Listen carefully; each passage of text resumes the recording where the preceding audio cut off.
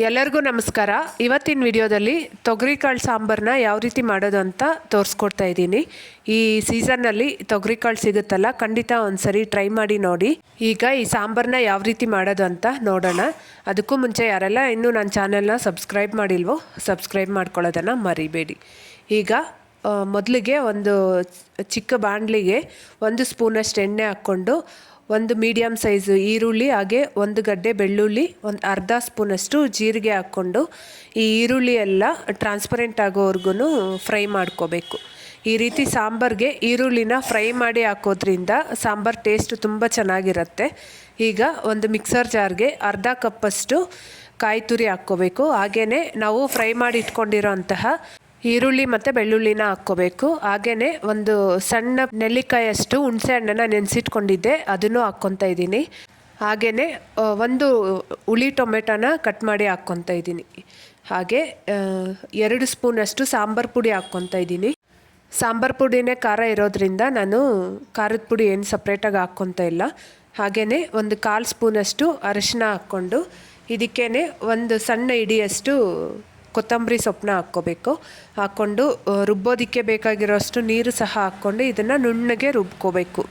ಈ ಸಾಂಬಾರು ಮುದ್ದೆ ಅನ್ನದ ಜೊತೆ ತುಂಬ ಚೆನ್ನಾಗಿರುತ್ತೆ. ಇದೇ ಮಸಾಲೆನ ಉಪಯೋಗಿಸ್ಕೊಂಡು ಹಸಿ ಅವರೆಕಾಳು ಸಾಂಬಾರು ಸಹ ಮಾಡ್ಕೋಬೋದು.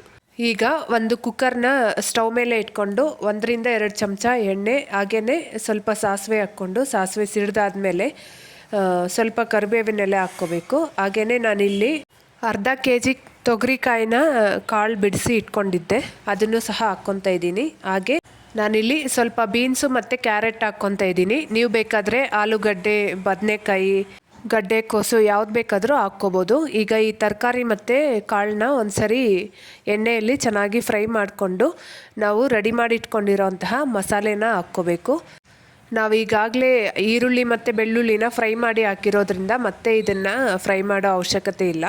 ಹಾಗೆ ಸಾಂಬಾರನ್ನ ಹದ ನೋಡಿಕೊಂಡು ನೀರು ಎಷ್ಟು ಬೇಕೋ ಅಷ್ಟು ಹಾಕ್ಕೋಬೋದು. ನಾನಿಲ್ಲಿ ಈ ಸಾಂಬಾರನ್ನ ಮುದ್ದೆ ಜೊತೆ ಸರ್ವ್ ಮಾಡ್ತಾಯಿದ್ದೆ, ಸೊ ಇನ್ನೂ ಸ್ವಲ್ಪ ನೀರು ಹಾಕ್ಕೊಂಡು ಸಾಂಬಾರನ್ನ ಹದ ರೆಡಿ ಮಾಡ್ಕೊತಾ ಇದ್ದೀನಿ. ಈ ಮಸಾಲೆ ಎಲ್ಲ ಬೇಯೋಷ್ಟರಲ್ಲಿ ಸಾಂಬಾರು ಇನ್ನೂ ಸ್ವಲ್ಪ ಗಟ್ಟಿ ಆಗುತ್ತೆ.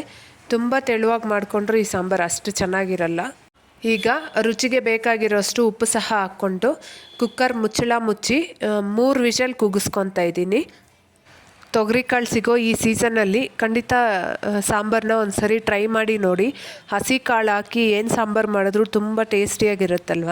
ಮುದ್ದೆ ಜೊತೆ ಸಾಂಬಾರು ತುಂಬ ಚೆನ್ನಾಗಿತ್ತು.